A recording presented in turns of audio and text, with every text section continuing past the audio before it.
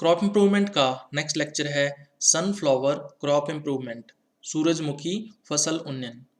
तो सबसे पहले इसके इंट्रोडक्शन या परिचय की बात करें तो इसका कॉमन नेम या सामान्य नाम है सूरजमुखी या इसको बोलते हैं सनफ्लावर। बॉटनिकल नेम या वानस्पतिक नाम की बात करें तो इसको बोलते हैं हेलियंथस एनुअस। हेलियंथस वंश है इसका और एनुअस जो है इसकी कल्टीवेटेड स्पीसीज है या कृष्य जाति है। इसकी फैमिली या कुल की बात करें तो इसको बोलते हैं एस्ट्रेसी या फिर इसको बोलते हैं कंपोजिटी। सेंटर ऑफ रीजन या उत्पत्ति केंद्र की बात करें तो सेंट्रल अमेरिका जो है उसको इसका उत्पत्ति केंद्र माना जाता है, क्योंकि सबसे ज़्यादा जातियां जो हैं वो अमेरिका के अंदर ही सनफ्लावर की पाई जाती हैं। उसके बाद जातियां व गुणसूत्र संख्या यानी स्पीसीज एंड क्रोमोसोम नंबर्स की बात करें तो सनफ्लावर या सूरजमुखी में कुल 100 से भी ज़्यादा जातियां हैं या मोर देन 100 स्पीसीज हैं। इन 100 या 100 स्पीसीज में से जो 67 स्पीसीज हैं या 67 जातियां हैं वो अमेरिका की नेटिव हैं या घरेलू हैं। तो अमेरिका के अंदर 67 जातियां इसकी पाई जाती हैं। इनमें से 3 मुख्य जातियां या मेन जो स्पीसीज हैं वो इस टेबल के अंदर नीचे दी गई हैं। सबसे पहले हेलियंथस एनुअस, ये इसकी डिप्लॉयड स्पीसीज है जिसके अंदर 34 यानी 34 गुणसूत्र होते हैं। इसका जो इकोनॉमिक पार्ट है या आर्थिक भाग है इसका वो होता है ऑयल। तो ऑयल प्राप्त करने के लिए या तेल प्राप्त करने के लिए हम लोग इसकी कृषि या कल्टीवेशन करते हैं। तो ये एक कल्टीवेटेड स्पीसीज है या कृषि जाति है। दूसरी भी एक कृषि जाति है हेलियंथस ट्यूबरोसस, इसको स्वीट पोटैटो के नाम से भी जाना जाता है। ठीक है, ये एक हेक्साप्लॉइड या षटगुणित जाति है जिसके अंदर 102 यानी 102 क्रोमोसोम्स या गुणसूत्र होते हैं। इसका खाने योग्य भाग जो है इसके ट्यूबर्स होते हैं। ठीक है, जिस तरह से आलू के ट्यूबर्स होते हैं उसी तरह से इसके भी ट्यूबर्स जो है वो खाए जाते हैं। ये भी कल्टीवेटेड या कृषि जाति है जिसकी खेती की जाती है। तीसरी है हेलियंथस एग्रोफाइलस, इसको आम भाषा के अंदर सिल्वर लीफ सनफ्लावर भी बोला जाता है। ठीक है, ये डिप्लॉयड स्पीसीज है, द्विगुणित जाति है और इसके अंदर 34 यानी 34 गुणसूत्र होते हैं। ये ऑर्नामेंटल है, इसका मतलब सजावट के लिए इसको उगाया जाता है और ये वाइल्ड या जंगली जाति होती है। उसके बाद फ्लोरल बायोलॉजी या पुष्पीय बायोलॉजी की अगर अपने बात करें तो जो कृष्य सूरजमुखी है या कल्टीवेटेड सनफ्लावर है वो एक अशाखित एकल तना होता है। इसके अंदर एक अनब्रांच्ड सिंगल स्टेम होता है इसका। ठीक है, यानी स्टेम जो है उसमें ब्रांचिंग नहीं होती या शाखाएं नहीं होती हैं। इसकी जो पादप ऊंचाई है या प्लांट हाइट है वो 50 से लेके 500 सेंटीमीटर तक हो सकती है।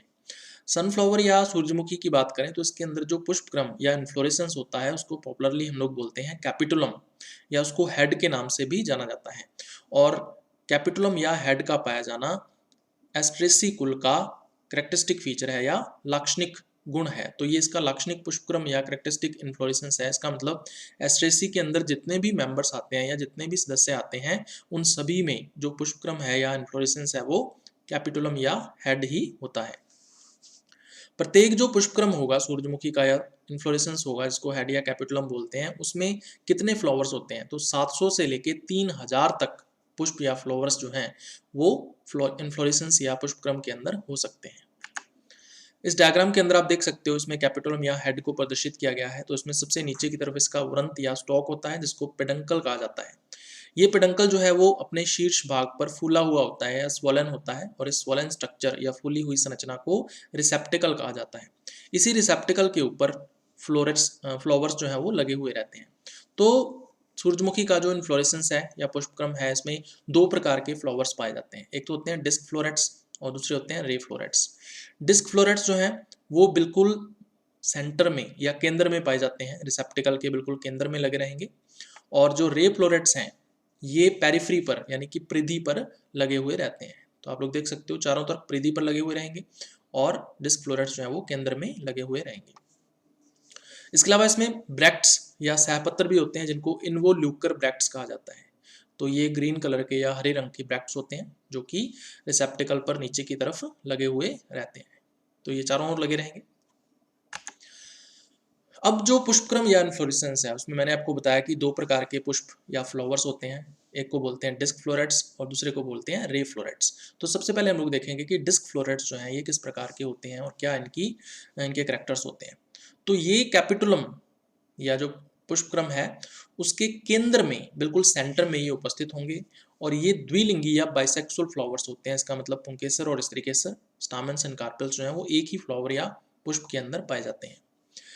प्रत्येक डिस्क फ्लोरेट की बात करें अगर अपने, तो उसमें 5 स्थायी बाह्यदल होते हैं, परमानेंट या परसिस्टेंट कैलिक्स होते हैं, और ये कैलिक्स या सेपल्स हरासित रूप में होते हैं, या हम कह सकते हैं रिड्यूस्ड फॉर्म में होते हैं, और इनको पापुस कहा जाता है।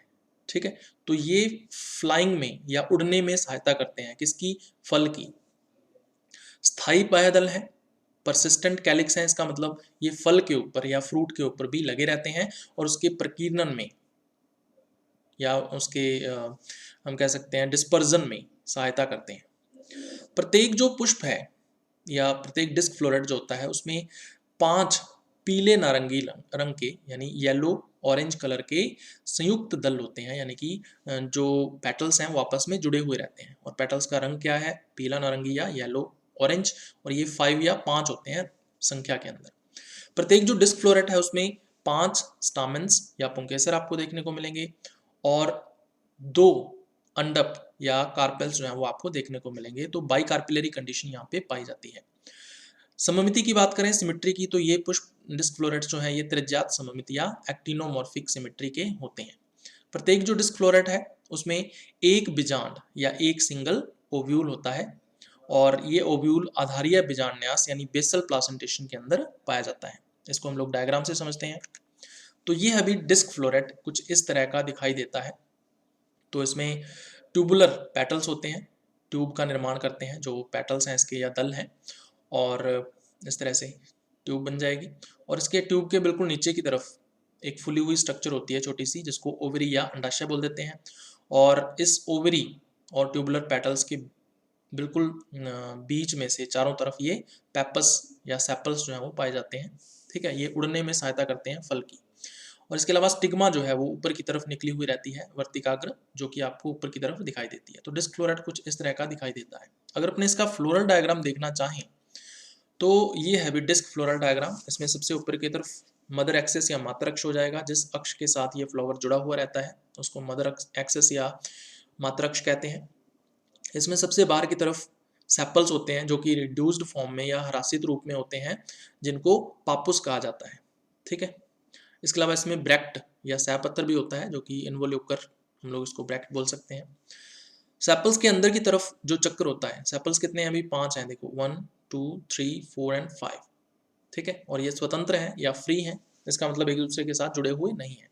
उसके बाद पेटल्स की बात करें तो ये पेटल्स 5 होते हैं, देखो 1 2 3 4 एंड 5, और ये आपस में जुड़े हुए हैं, देख सकते हो आप। तो ये गैमोपेटलस कंडीशन है, आपस के अंदर जुड़े हुए हैं ये जो पेटल्स हैं। तो पेटल्स का कलर क्या होता है अभी? या तो येलो या फिर येलो यानी पीला नारंगी या येलो ऑरेंजिश कलर जो है वो होता है। और उसके बाद फिर स्टामेन्स या पुंकेसरों की बात करें तो पुंकेसर या स्टामेन्स जो है ये संख्या में 5 होते हैं, आप देख सकते हो 1 2 3 4 5। अब इनके जो फिलामेंट्स हैं या पुतंतु हैं वो जुड़े हुए रहते हैं किसके साथ? दलों के साथ या पेटल्स के साथ। इसका मतलब यहाँ पे जो स्टामेन्स या पुंकेसर हैं वो एपीपेटलस होते हैं। ठीक है, या दल लगन होते हैं, दल के साथ जुड़े हुए रहते हैं। तो पांचों स्टामेन्स के फिलामेंट्स या पुतंतु दलों के साथ जुड़े हुए रहते हैं। उसके बाद बिल्कुल सेंटर में चलें तो आप देख सकते हो यहाँ पे 2 कार्पेल्स हैं जो कि आप एक दूसरे के साथ जुड़ी हुई हैं, तो सिन कार्पस कंडीशन इसको बोलते हैं। और इसमें सिर्फ एक ही ओव्यूल या बीजांड है जो कि बेसल प्लासेंटेशन या आधारीय बीजांडन्यास में पाया जाता है। तो ये है डिस्क फ्लोरल डायग्राम। उसके बाद फिर हम लोग बात करेंगे रे फ्लोरेट्स की। तो ये कैपिटुलम जो है उसकी परिधि पर, जो कैपिटुलम या हेड होता है इन्फ्लोरेसेंस, उसकी परिधि पर चारों ओर जो है उपस्थित होते हैं। ये या तो मादा पुष्प होते हैं, यानी कि फीमेल फ्लावर होगा, ये पिस्टिलेट फ्लावर होगा जिसके अंदर सिर्फ कार्पल होगा, पुंकेसर इसमें नहीं होते, और या फिर ये बंध्या पुष्प होता है या स्टेराइल फ्लावर होता है। ठीक है, मतलब इसके अंदर पुंकेसर और स्त्रीकेसर दोनों ही एब्सेंट होते हैं या अनुपस्थित होते हैं। तो दोनों में से कोई भी एक कंडीशन जो है वो हो सकती है। प्रत्येक जो रे फ्लोरेट होगा उसमें बाह्य दल या सेपल्स का पूर्णतः अभाव होता है, तो सेपल्स इसमें एब्सेंट होते हैं। उसके बाद दलों की बात करें तो प्रत्येक रे फ्लोरेट के अंदर 5 पीले नारंगी रंग के या हम कह सकते हैं येलो ऑरेंज कलर के संयुक्त दल होते हैं या फ्यूज्ड पेटल्स होते हैं। ठीक है, इसको क्या बोल देते हैं, गैमोपेटलस कंडीशन बोल देते हैं। ठीक है, ये जो दल हैं वो पोस्टीरियर साइड में या पश्च भाग जो होता है फ्लावर का, उस तरफ काफी बड़ा गैप बना देते हैं, एक लार्ज साइज का गैप बना देते हैं, और इसी गैप की वजह से ये जो रे फ्लोरेट है वो कैसा हो जाता है, एक व्यास सममित या जाइगोमॉर्फिक सिमेट्री इसकी हो जाती है। अब ये रे फ्लोरेट जो है इसके अंदर दो कार्पेल्स या अंडक होते हैं, इसका मतलब बाइकार्पिलरी कंडीशन या द्विअंडपी अवस्था जो है इसमें पाई जा रही है। और इसमें बीजांड या ओव्यूल की बात करें तो सिर्फ एक ही होता है, और जो आधारीय बीजांडन्यास यानी बेसल प्लासेंटेशन के अंदर पाया जाता है। तो ये रे फ्लोरेट आप लोग देख सकते हो, इसमें ऊपर की तरफ लिगुलेट पेटल्स हैं, जो दल होते हैं वो जीव की तरह होते हैं, जीव की तरह की आकृति बनाते हैं, इसलिए इसको लिगुलेट बोल देते हैं। और सबसे नीचे की तरफ इसमें छोटी सी फोलियो स्ट्रक्चर होती है, इसको ओवरी या अंडाशय बोलते हैं। तो इसमें आप देख सकते हो यहाँ पर सेपल्स एब्सेंट हैं या अनुपस्थित हैं। तो ये है अभी रे फ्लोरेट। उसके बाद रे फ्लोरल डायग्राम की अगर अपने बात करें तो इसमें सबसे ऊपर की तरफ मदर एक्सेस या मातर अक्ष आपको दिखेगा, तो इस अक्ष के साथ ये रे फ्लोरेट लगा हुआ रहता है। उसके बाद सबसे बाहर की तरफ हम लोग बात करें तो इसमें देख सकते हो आप सेपल्स या जो आप लोग बोल सकते हो बाह्य दल हैं वो इसमें अनुपस्थित हैं या एब्सेंट हैं। उसके बाद अंदर की तरफ पेटल्स या दलों का चक्र होता है, तो 5 दल हैं इसमें देख सकते हो, 1 2 3 4 एंड 5। अब ये पांचों के पांचों दल आपस में जुड़े हुए हैं, तो गैमोपेटलस कंडीशन या संयुक्त दली अवस्था जो है वो कहलाती है। तो पोस्टीरियर साइड कौन सी है, ये वाली पोस्टीरियर साइड, यानी मदर एक्सिस की तरफ वाली साइड जो है वो पोस्टीरियर या पश्च कहलाती है, और इसके दूसरी तरफ अपोजिट तरफ जो साइड होती है वो एंटीरियर या अग्र कहलाती है। तो इसके पोस्टीरियर साइड या पश्च भाग में जो पेटल्स हैं वो गैप बना देते हैं, और इसी गैप की वजह से ये जो पुष्प है उसकी सिमेट्री कैसी हो जाती है, जाइगोमॉर्फिक या एक व्यास सममित। उसके बाद इसमें स्टामेन्स या पुंकेसरों का पूर्णतया अभाव होता है। ठीक है, तो इसलिए ये एक मादा पुष्प है, क्योंकि इसमें बिल्कुल सेंटर में देख सकते हो आप दो कार्पल्स हैं जो एक दूसरे के साथ फ्यूज्ड हैं, तो इस कंडीशन को सिन कार्पस कंडीशन बोलते हैं। तो इसमें बिल्कुल केंद्र में आपको एक ओव्यूल या बीजांड देखने को मिलता है, जो कि आधारीय बीजांडन्यास के अंदर या बेसल प्लासेंटेशन के अंदर पाया जाता है। तो यह है भी रे फ्लोरल डायग्राम। उसके बाद एक टर्म आती है हेलियोट्रोपिज्म या प्रकाशानुवर्तन। तो सूरजमुखी का जो फ्लावर इन्फ्लोरेसेंस है या पुष्पक्रम है, ये सूर्य के प्रकाश की ओर अपने आप को 90 डिग्री के एंगल पर रखता है। जैसे जैसे सूर्य या सूरज जो है वो पूर्व से पश्चिम दिशा की ओर जाता है, वैसे वैसे ये जो इन्फ्लोरेसेंस है इस सूरजमुखी का, वो भी सूर्य के साथ साथ गति करता है और अपने आप को सूरज के बिल्कुल सामने रखता है। इसका मतलब प्रकाश के द्वारा इसमें गति हो रही है, तो इसको हेलियोट्रोपिज्म या प्रकाशानुवर्तन कहते हैं। इस हेलियोट्रोपिज्म की जो प्रक्रिया है या प्रोसेस है प्रकाशानुवर्तन का, इसमें जो तरुण पत्तियां या यंग लीव्स होती हैं स्टेम के ऊपर या तने के ऊपर लगी हुई, और साथ में जो पुष्पक्रम के सहपत्र होते हैं, जो इन्वोल्यूकर ब्रैक्ट्स होते हैं इन्फ्लोरेसेंस के, वो इसमें भाग लेते हैं या पार्टिसिपेट करते हैं। उसके बाद परागण या पॉलिनेशन की बात करें तो सूरजमुखी एक पर परागित फसल है, यानी कि क्रॉस पॉलिनेटेड क्रॉप है। इसमें ज्यादातर क्रॉस पॉलिनेशन ही होता है, और ये क्रॉस पॉलिनेशन किसके द्वारा करवाया जाता है, मधुमक्खियों के द्वारा, यानी हनी बीज के द्वारा ये कीट परागण या जो पॉलिनेशन है वो करवाया जाता है, पर परागण या क्रॉस पॉलिनेशन। तो इसको कीट परागण कहते हैं या एंटोमोफिली जो है वो कहा जाता है। अब जो सनफ्लावर या सूरजमुखी है उसकी खास बात यह है कि इसमें पुंपूर्वता पाई जाती है, प्रोटेंडरी कंडीशन पाई जाती है। इसका मतलब इसमें जो पुंकेसर है वो पहले ही परिपक्व हो जाते हैं, जबकि जो स्टिग्मा है वो बाद में जाकर परिपक्व या ग्राही बनती है। इस कंडीशन को पुंपूर्वता या प्रोटेंडरी कहते हैं, और ये सूरजमुखी में पाई जाती है। इसके अलावा सूरजमुखी के अंदर सेल्फ इनकम्पैटिबिलिटी या स्व अनिश्चयता भी पाई जाती है। तो इन दोनों कारणों की वजह से ही जो सूरजमुखी या सनफ्लावर है वो एक पर परागित फसल है या क्रॉस पॉलिनेटेड क्रॉप है। अब जो एंथेसिस है यानी पुष्पों का जो खुलना है वो परिधि से शुरू होता है, यानी पेरिफेरी से स्टार्ट होगा और सेंटर की ओर या केंद्र की ओर लगातार बढ़ता जाता है। तो पुष्प परिधि से खुलना शुरू करके और केंद्र की ओर खुलते जाते हैं। उसके बाद आकार व ऋतु के आधार पर यानी सीजन के बेस पर और इसके अलावा साइज के बेस पर जो पुष्पक्रम है या इन्फ्लोरेसेंस है वो पूर्ण रूप से खुलने में या कंप्लीटली ओपन होने में उसके फ्लावर्स जो हैं वो 5 से 10 दिन का समय लेते हैं। ठीक है, 5 to 10 डेज लग सकते हैं। परागकण या पॉलन ग्रेन्स जो है वो सूरजमुखी के वो 12 घंटे के लिए जीवित रहते हैं, 12 आवर्स के लिए वो वाइबल रहेंगे। तो इन 12 घंटों के अंदर अगर परागण हो जाता है तो आगे निषेचन भी हो जाएगा। वर्तिकाग्र या स्टिग्मा की अगर अपने बात करें तो ये 2 से 3 दिनों के लिए ग्राही या रिसेप्टिव बनी रहती है। तो 2 से 3 दिनों में अगर कोई भी परागकण आता है इसके ऊपर तो उसका अंकुरण या जर्मिनेशन हो जाएगा और फिर आगे निषेचन या फर्टिलाइजेशन भी हो जाता है। फल या फ्रूट की बात करें तो इसके फ्रूट को बोलते हैं सिपसेल्ला। इसमें होता क्या है, जो फल भित्ति है या जो फ्रूट वॉल है वो बीज चोल यानी कि सीड कॉर्ड से सेपरेट होती है या पृथक होती है।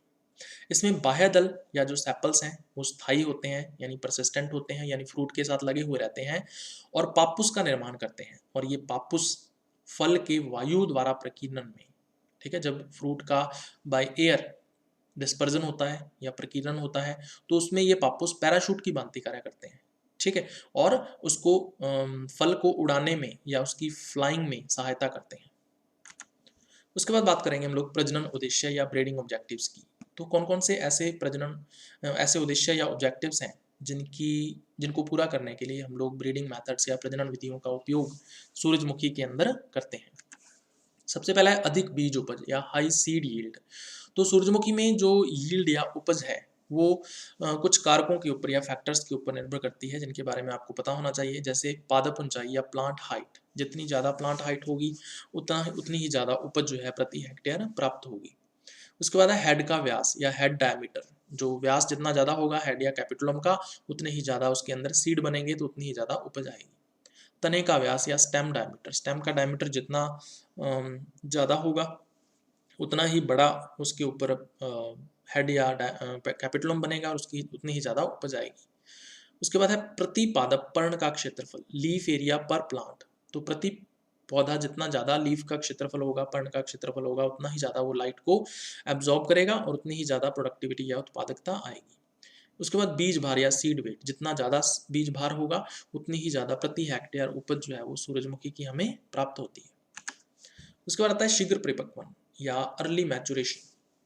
तो अर्ली मैच्योरिटी जो है ये भी एक उद्देश्य हो सकता है। तो जो ड्राई एरियाज होते हैं और जो इरिगेटेड एरियाज होते हैं, शुष्क व सिंचित क्षेत्र यानी ड्राई एंड इरिगेटेड एरिया जो है उनके लिए अर्ली मैच्योरिंग वेराइटीज को डेवलप करना हमारा एक उद्देश्य रहता है। उसके बाद है नहीं गिरने वाले बौने पादप प्रारूप, lodging resistant dwarf plant types. तो जो सूरजमुखी है उसमें पौधे की लंबाई काफ़ी ज़्यादा होती है। तो अगर मान लीजिए इरिगेशन हमने दिया है, सिंचाई दी है और तेज़ हवा चल गई, विंड फ्लो हो गया, तो पौधे जो हैं वो गिर सकते हैं और अगर पौधे गिर गए तो उत्पादन कम हो जाता है उसी अनुपात में। तो ऐसा नहीं होना चाहिए। इसके लिए ज़रूरी है कि हम लोग बौने पादप प्रारूप यानी कि ड्वार्फ प्लांट टाइप्स जो हैं उनको डेवलप करें, जो गिरे नहीं यानी कि लॉजिंग के प्रति रेजिस्टेंट हो। उसके बाद पादप प्रारूपों की एक रूपता, यूनिफॉर्मिटी ऑफ प्लांट टाइप्स। तो जितने भी पादप हैं उनकी ऊंचाई एक समान होनी चाहिए, कम ज़्यादा ना हो। अगर कम ज़्यादा होती है तो उनके गिरने की समस्या ज़्यादा रहती है। तो एक जैसे होंगे तो उनके अंदर जो बीज या सीड का फॉर्मेशन होगा वो भी एक जैसा ही होगा, ठीक है, तो उससे क्वालिटी या गुणवत्ता जो है वो बढ़ जाती है। तो ये भी हमारा एक उद्देश्य रहता है। उसके बाद आता है अधिक तेल प्रतिशत या हाई ऑयल परसेंटेज। तो इसमें तेल की जो रेंज है या परास है वो 38 से लेकर 48% तक होती है। तो बीज की उपज यानी सीड की जो यील्ड है और तेल का प्रतिशत यानी ऑयल की जो परसेंटेज है बीजों के अंदर, उसमें इनवर्स रिलेशन होता है या व्युत्क्रम संबंध होता है। इसका मतलब बीज की उपज को अगर हम बढ़ाना चाहते हैं तो उसमें तेल का प्रतिशत कम हो जाएगा, और अगर हम तेल के प्रतिशत को बढ़ाना चाहते हैं तो प्रति हेक्टेयर जो बीज उपज है वो कम हो जाएगी। तेल की मात्रा को बढ़ाना चाहते हैं, अगर हम ऑयल के परसेंटेज को अगर अपने इंक्रीज करना चाहते हैं तो जो शेल है, बीज का जो शेल होता है या उसका सीड कॉड या कवर होता है वो पतला होना चाहिए या थिन होना चाहिए, तभी उसमें तेल ज़्यादा मात्रा में बन सकता है। उसके बाद आता है प्रतिबल परिस्थितियों के प्रति सहिष्णुता या टॉलरेंस टू स्ट्रेस कंडीशंस। तो कई तरह की वातावरणीय दिशाओं, प्रतिकूल वातावरणीय दिशाओं का सामना जो है वो फसल को करना पड़ सकता है सूरजमुखी की। तो इनके अगेंस्ट, इनको सहन करने की क्षमता को विकसित करना या टॉलरेंस को हमें डेवलप करना भी हमारा एक ऑब्जेक्टिव या उद्देश्य रहता है, ताकि उपज के ऊपर प्रभाव न पड़े। उसके बाद आता है पक्षियों द्वारा क्षति के प्रतिरोधिता, रेजिस्टेंस टू बर्ड डैमेज। तो बहुत सारे ऐसे पक्षी या बर्ड्स हैं जो कि सूरजमुखी के फ्लावर पर आकर बैठ जाते हैं, इन्फ्लोरेसेंस के ऊपर आकर बैठ जाते हैं, और क्योंकि उनको सरफेस बढ़िया मिल जाती है उसके ऊपर बैठने के लिए, तना मजबूत होता है, तो उससे होता क्या है, अभी जो बर्ड्स हैं उनके द्वारा डैमेज किया जाता है फ्लावर्स को, जिससे सीड यील्ड कम हो जाती है और ऐसा होने से प्रति हेक्टेयर उपज कम हो जाएगी।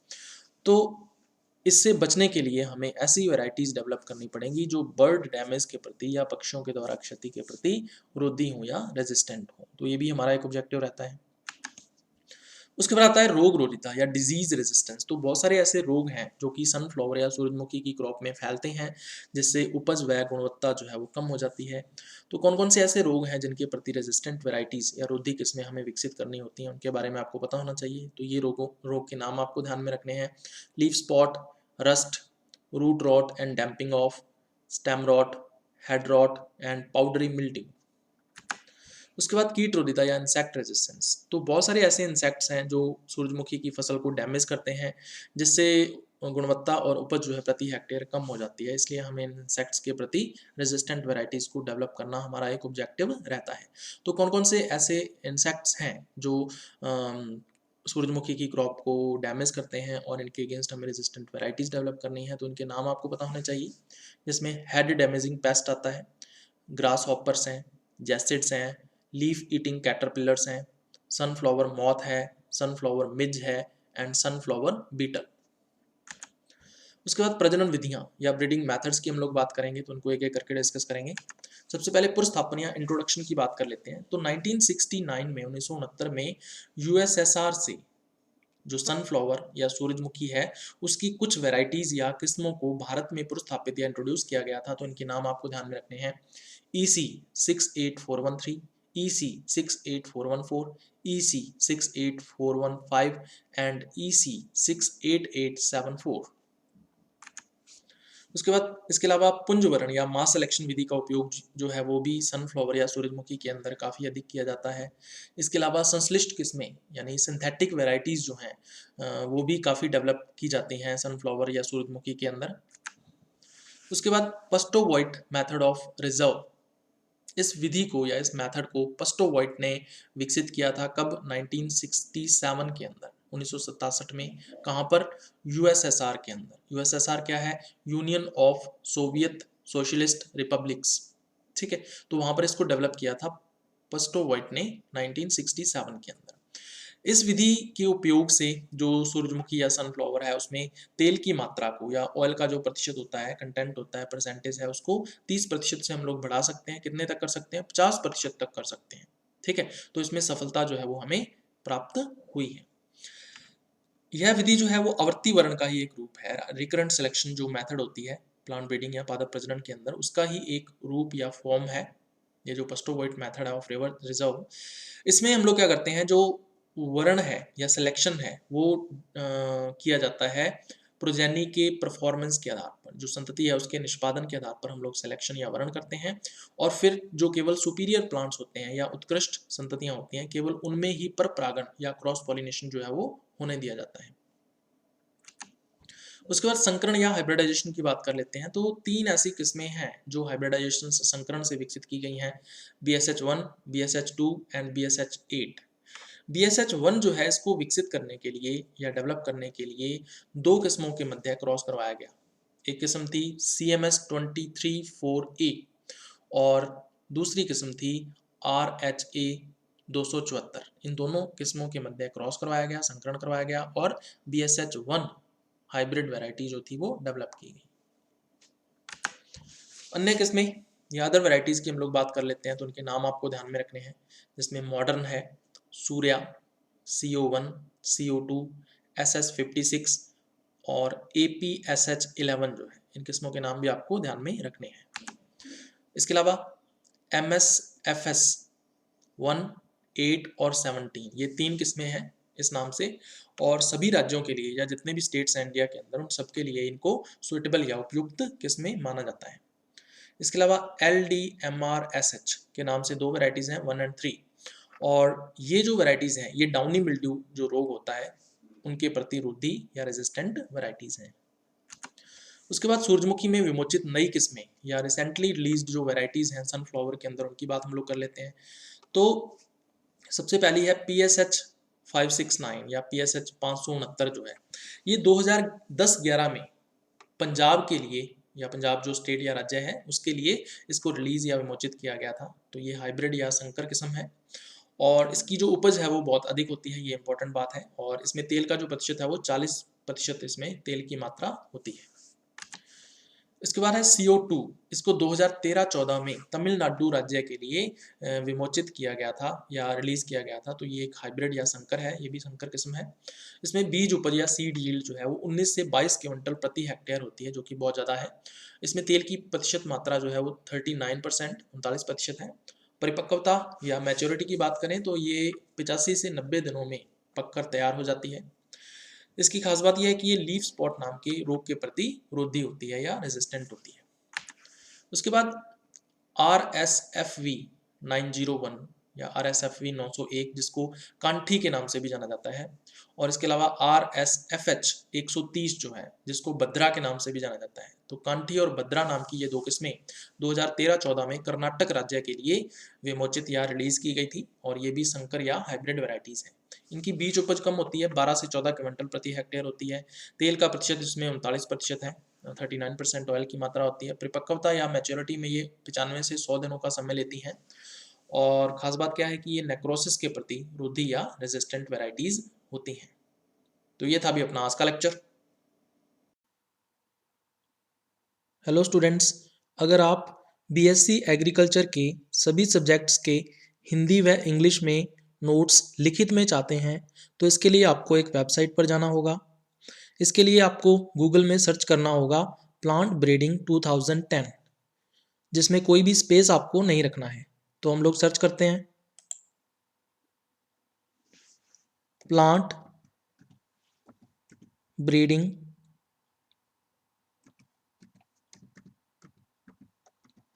2010 और उसके बाद आपको एंटर दबाना है।